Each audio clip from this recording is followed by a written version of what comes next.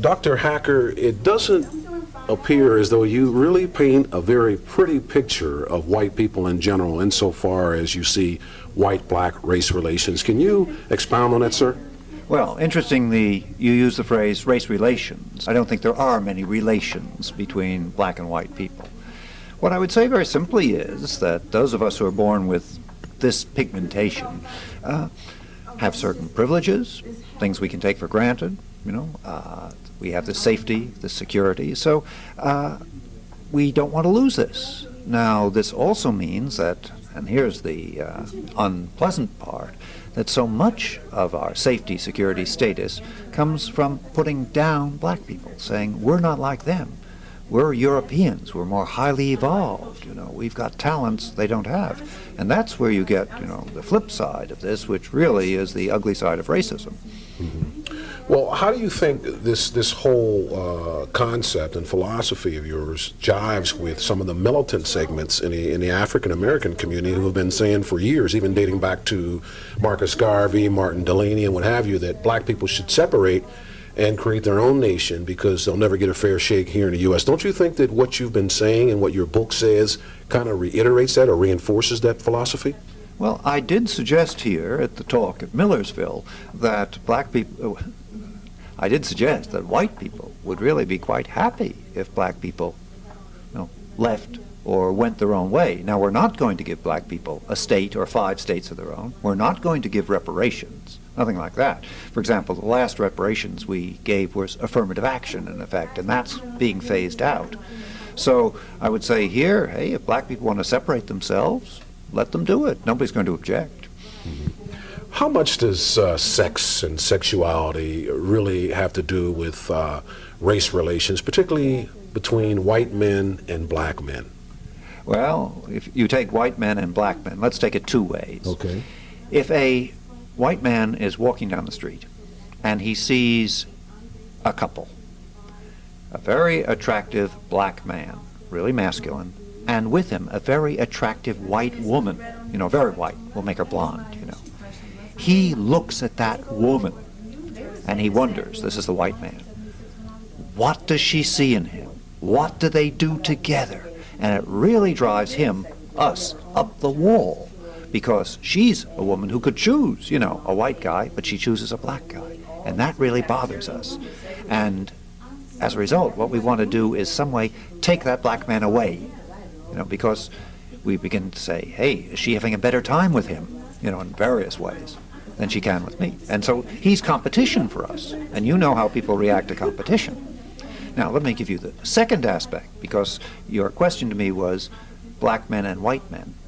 Okay, take a bunch of people in my city, white guys, and they get together, they have some beers, and then they go to Madison Square Garden, to watch the Knicks. Now, the Knicks are just about an all-black team. What are these white guys doing in the stand? Cheering on the Knicks. Here are these beautiful, glistening, hardly clad bodies, and these white guys are kind of cheering for them. Now, suppose I said to the white guy, hey, you got a thing about that? You attracted sexually to Oscar Ewing? He'd knock my teeth. Sorry, start again. You do the cutting. Oscar Ewing goes back to, he was one of Truman's bureaucrats. Oscar Robertson. Oscar, That's okay. Okay. You attracted to Patrick Ewing. He'd knock my teeth out. And yet, there can be some kind of erotic, attraction there that no white real man would ever want to admit to. Hey, if I said to him, hey, you won the prize, you can go watch the Knicks in their shower room while they're showering, he'd really love that prize. There's a lot going on here that we don't even want to bring up below from the surface. There's a real irony there, and of course it's a contradiction. And what we're saying is, you're okay on the basketball court, but we don't want to have you, for example, be an executive, in an office where you have power not only over white women, but even over me too.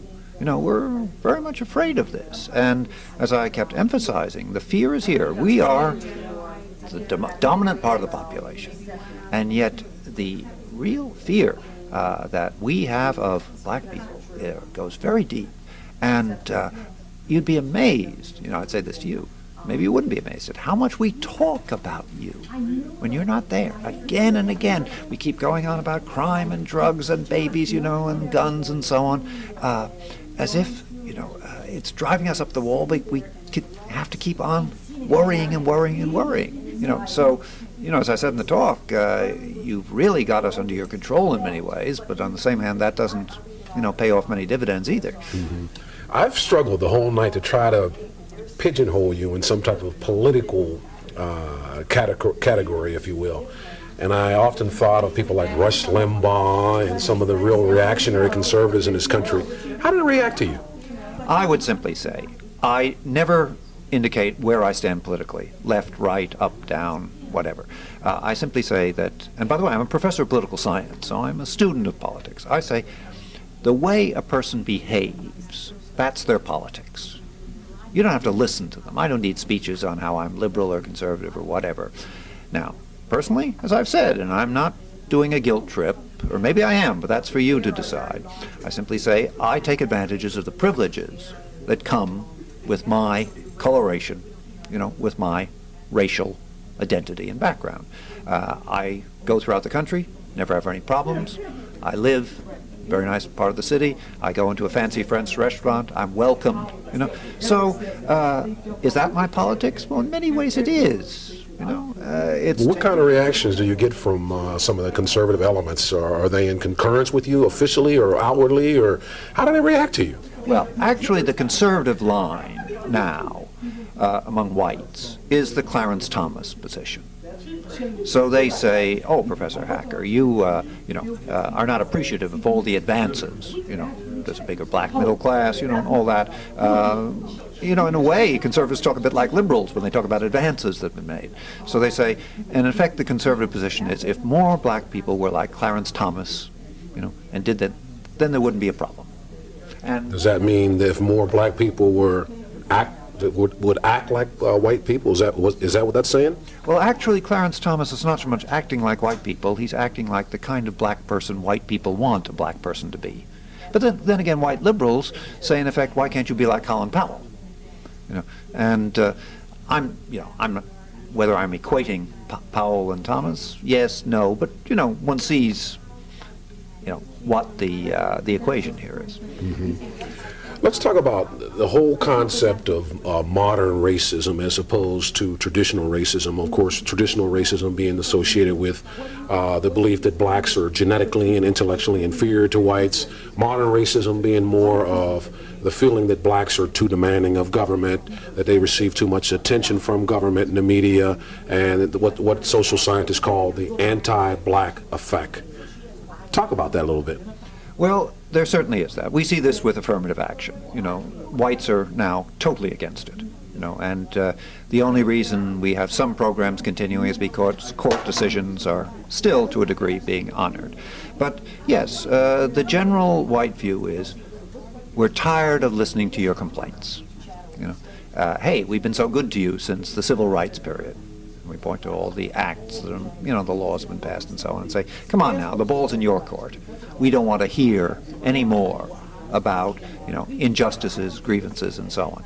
You can get off drugs. You can put your gun away. You can stop. Decide not to have a baby. And it's really a kind of washing of hands here. And what you also see is that more and more white people are moving further out to more distant suburbs, and in a sense even want to wall in places like South Central Los Angeles and say, okay, if inside there, anything you do to each other, it doesn't really bother us. This is why, in the justice system, or our court system, when one black person commits a crime against another black person, we kind of say, well, hey, what do you want us to do? Mm-hmm. So if I hear you correctly, your book mainly talks about traditional racism as opposed to the new modern racism. Well, I do start with the traditional racism, which is still there. This example I gave at the talk at Millersville, where I said, hey, to a white student, which of these two surgeons, one black, one white, would you choose? Both went to the same medical school, same rank in their class, the whole thing. Still the wonder, can a black person be a really competent surgeon? Now that's the heart of racism.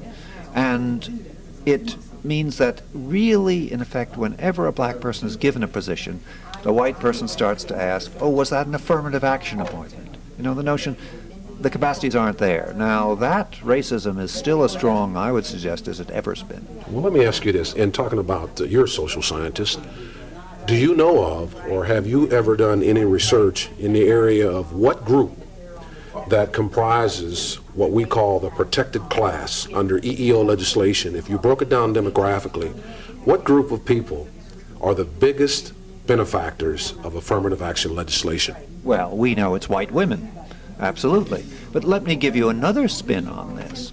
At my university, where we have the protected classes that you mentioned, which includes the Cherokee and the Chippewa and so on, along came a group in New York City and said they wanted to be included as a protected class when it came to hiring faculty at the city university. You can't guess who they are, so I'm going to have to tell you. These were Italian Americans who wanted to get in under affirmative action, you know, and get some jobs there. And they had the political clout. So now we have Italian Americans along with African Americans as a protected class. Well, I suppose, you know, my wife, who's one of the old-fashioned WASPs from England, she could say, hey, we're disappearing, we're endangered, we want it too. Don't you see like an irony in this whole thing? I mean, if you look back, and I know you're old enough as well as I am to know when this whole EEO thing started, it started to redress problems insofar as slavery and black people. And in fact, then there was no such thing as Hispanic, no, a technical term, and Latino, Asian America, those terms didn't exist. Yet it appears as though that a lot of those other groups are gaining the most out of this legislation. Absolutely. And you know, when people talk about diversity and multicultural education, multicultural curriculum, in a way what it's also saying is, oh yes, oh of course, there are African Americans too. Let's put them between the Cherokee and the Chippewa, you know, and get half an hour on Tuesday the 19th. And in a way, it's a way of marginalizing Americans of African ancestry by, you know, putting them in with the Costa Ricans and people from Taiwan. And I'd ask some serious questions about the motives behind the multicultural movement here. Mm-hmm. One last question, and it's on the same issue of affirmative action. It appears as though, even though you very quickly said that the largest or the biggest benefactor of affirmative action is white women, that the general public does not see it that way. What role does the media play in the perpetuation of misconceptions that lead to strained race relations? Well, the media plays it several ways. There's the news in the evening that shows young men being handcuffed and brought in by the police. But then there's the media that also shows Cosby as Huxtable, you know, and Whoopi Goldberg, you know, and others who are friendly, unthreatening people here. So the media plays both sides of the street. It frightens you with the evening news, with the arrest reports and the crime reports, but then it kind of says, here's a role model, you know, for black people. Of course, the white producers make up the role model, but they say, in effect, well, there it is, we've given it to you, why aren't you living up to it? Mm-hmm. Is there any hope at all in this country for improved relationships between blacks and whites? I wish I could end on an upbeat note here. You know, I'd like to, but I'm not the person to interview on that, because what's being played out here is not just history in the past, history in the present, and history in the future. And what we have here, and I'm talking mainly about white people, that's what I know most about, we are afraid. We're afraid. Not just that we're going to lose our dominance, because we've got strategies, as we pointed out, for beefing up our numbers, but we're afraid in the way, I really say this, the way the slave owners were afraid, that there are people out there who will be led, you know, by a Nat Turner, you know, an insurrection, you know, and that they'll kill us in our beds at night. Hey, you take the typical suburbanite who lives 50 miles from the central city, hardly ever goes into the central city. That suburbanite has more bars and electronic alarms on his house than somebody who lives right in the middle of the city. Out there, 50 miles away, you know, they're still scared stiff. And But is this fear, is it a result of reality, or is it just misplaced fear? It's both misplaced and real. They know that there's no love for them out there. And they know that they, in a sense, deserve the dislike, even the hatred, the scorn that they get. They know that.